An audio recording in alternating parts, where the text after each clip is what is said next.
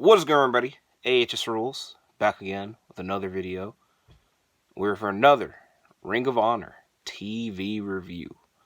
The 50th episode that I'll be reviewing for all of you. Now, I'm going to provide this disclaimer that might not matter whatsoever, but if any background noise or distraction comes about, it is more than likely my dog, because I've been putting off filming this review until after he woke up. And he just woke up and walked out of the room, but there's a great chance that he comes back to go back to sleep. But, like I said, that might not matter at all. What does matter is this episode of Ring of Honor. And last week, I said I was not in a good mood. The episode of Ring of Honor did not put me in a better mood. This week's episode, and I described last week's episode as a rerun. It just felt like everything that we saw in last week's episode is just something that has happened before. The case of this week is a little bit of the same, but there's a little bit of change. There's a little bit of better progression in the storylines that are going on in ROH, and I got a hypothetical situation to put out there for you. And the main reason I'm saying that, it was noted on commentary. There's two things. These are two important notes. Note number one, this was mentioned way later, but I know I'll forget to mention it, so I'll mention it now, that the women's TV title tournament will start next week. And note number two, this one I think is the one that I'm providing a hypothetical situation for. But Ian Riccaboni made note that we're almost at the 1 year anniversary of ROH being on Honor Club, as this is the 50th episode. March 2nd was the exact date of the very first episode. So he said on commentary in 2 weeks. Now, this is where I get the hypothetical situation from, that 1 year is kind of a big deal. And with ROH, there are only 3 pay-per-view events a year.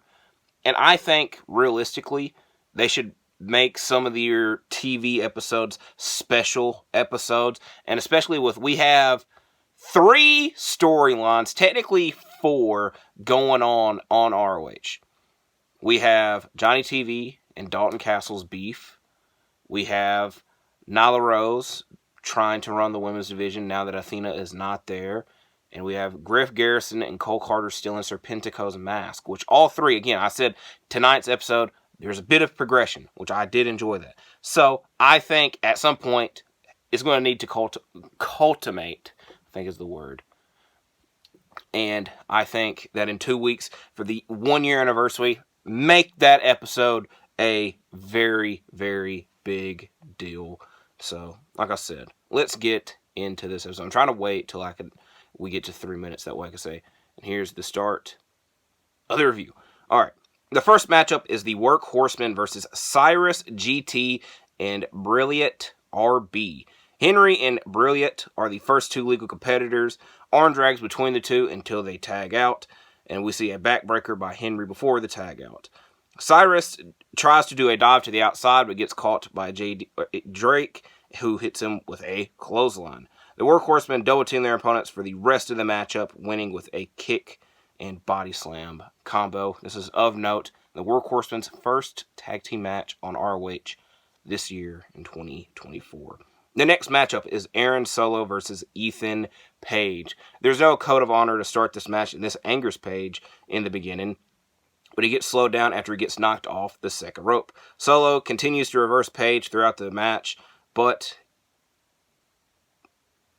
he tries to do a pinfall with his feet on the rope. I got lost. He put his feet on the rope during a pin, and the referee catches him, and the referee's arguing with him like, hey, you can't do that. This leads to Ethan Page hitting a big boot and an Ego's Edge to pick up the victory, and then after the match, he's telling Kyle Fletcher that he does want that TV title match, and again, it goes back to the hypothetical situation I put up earlier.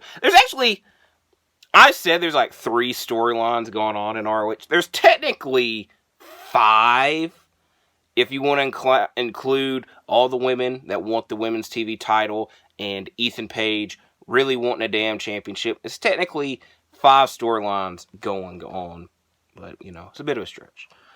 Next matchup, Penta, El Zero Miedo, and El Hijo del Vikingo versus KM and John Cruz. Penta and Cruz start the match off with lots of Cero Miedos that Cruz did not want to see. Then they both tag out with KM keeping Vikingo grounded. Vikingo takes out both opponents to tag Penta back in, and then both Penta and he dive onto KM and Cruz on the outside. We get a Vikingo and Penta footstop backbreaker combo that only gets a 2 count.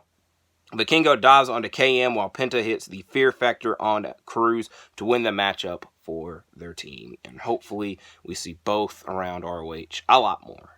Which I always give ROH credit that Vikingo is one of the top tier talents in the world that very rarely is on AEW, but he's always on ROH. So I'll give kudos for that.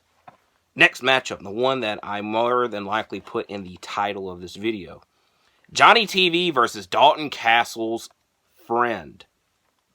Now last week, Dalton Castle was going to attack Johnny TV until he realized that Jerry Lynn was in the room with Johnny TV, and Jerry Lynn was saying that Dalton want him.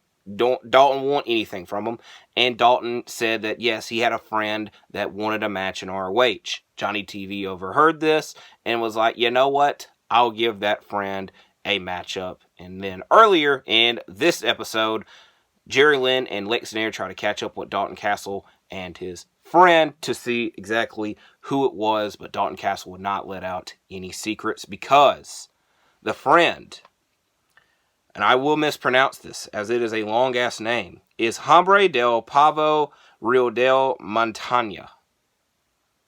He came out in a Columbia jacket. I made note of that. And then, minutes later, we come to realize that it is actually just Dalton Castle in glasses, a jacket, and disguise.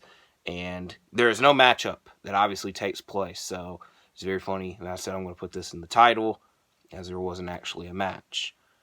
But Johnny TV says that he will give Dalton Castle a matchup, but he will announce the terms of the matchup next week, which bothers Castle a lot, as he has to wait another week before this. Later on in the show, I forgot to make note of this, but I did remember, Dalton Castle is back in his locker room that we saw him in earlier, which ended up just being a laundry room, and he is just still very, very, very, very bothered that he does not have this matchup with Johnny TV, and like I said, he's got to wait another week, which is going to bother the hell out of him, and he wanted Lex Nair to bring him cheese.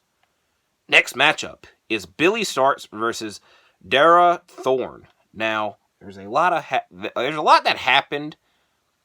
Not a lot that happened in the match, though, if that makes any sense. Because earlier in the show, Lexi Nair informed Billy Starks that Nyla Rose wanted to have a MEM meeting, which is a Minions Emergency meeting. But Billy Starks, who's, again, never had any type of conversation with Nyla Rose, said that if Nyla wanted to find her, she knows where to find her. Now, this matchup that Starks was in was dominated by Starks until Nyla Rose herself came out to the ring in a cowboy hat and a table. Starks did win the matchup with a cross-faced chicken wing, and then Nyla told her, hey, we're supposed to have a meeting. Now, we could either have this meeting or you can get put through this table.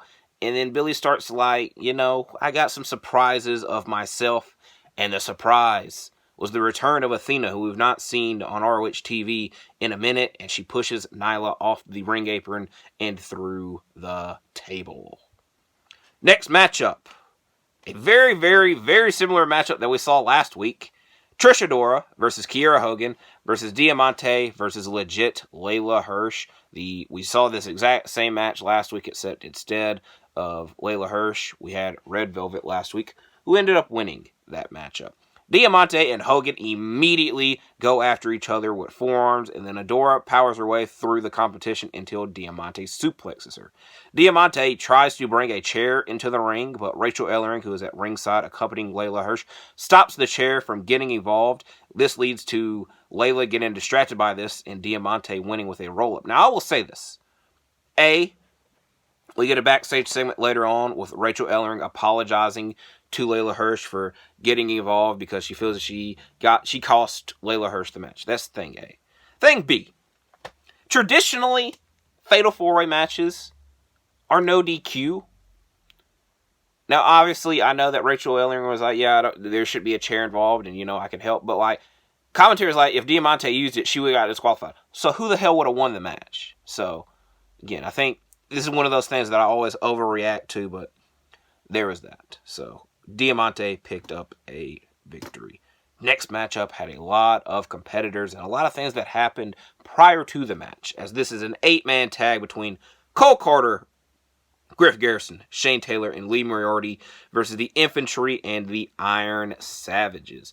Of note, I will say, it is very funny that Cole Carter and Griff Garrison agreed to an 8-man tag, as the storyline they have going on now with Angelico and Serpentico, that started from an 8-man tag match, but I digress.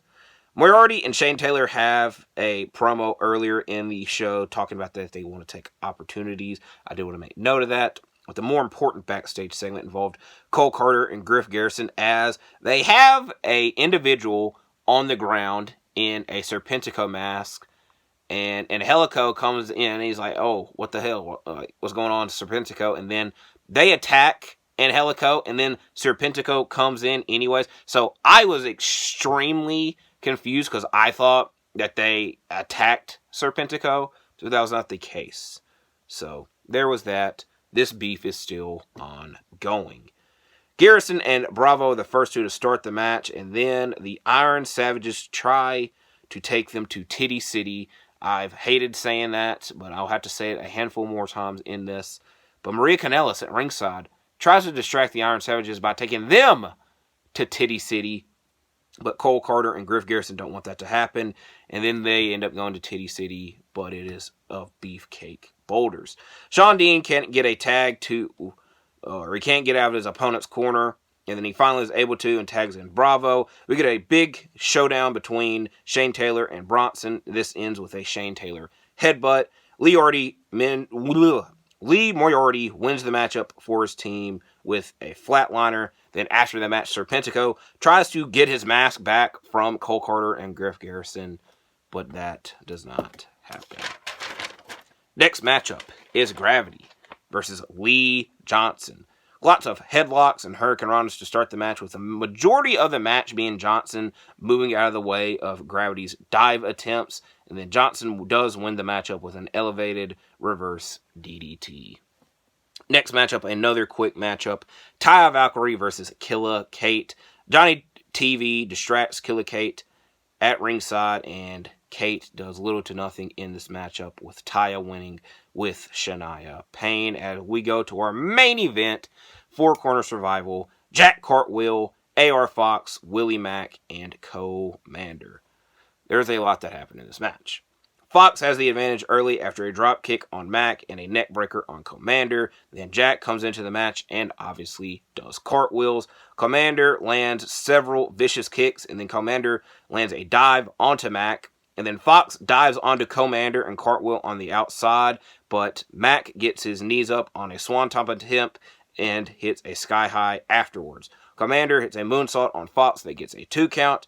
Cartwheel wants to do a dive, but Mack beats him to it and dives to the outside, and then Cartwheel dives onto everybody as well. And then Commander hits a springboard Canadian Destroyer on Cartwheel and finishes the match off with the running ropes shooting star press to pick up the victory.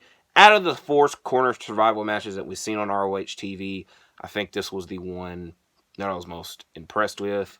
To be fair, that might be a case of recency bias, but that's not the end of the episode, as we had 1 minute left as we see Lexi Nair, Billy Starks, and Athena all reunited, and Athena tells them to go wait into the car because there's a lot of stuff that's in there. I remembered there were green, oh my god, it's going to bother me. It's either green M&Ms or Skittles.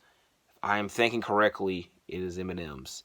And Athena gives kudos to Nyla Rose because no one has attacked her and has been as vicious as her in her reign in ROH, but it will not last long. And then the show ends with Nyla Rose attacking Athena and putting Athena through a table and then eating an orange. So, like I said, I will be intrigued to see when that match takes place. This episode was a lot better than last week's episode, in my opinion. This is the big 50th episode extravaganza. Hopefully, like I said earlier, we get some type of big deal for the 1 year anniversary, especially because, like I said, the storylines that are going on kind of, I'd like to end while it's not completely dragged out, and I think that the 1 year anniversary would be a great time to end that all. But you know, maybe that's just me overthinking stuff again. So I do apologize for how much I do overthink. But I do thank you for watching this video. Hopefully you stay safe, you like and subscribe, and I'll see you in the next one.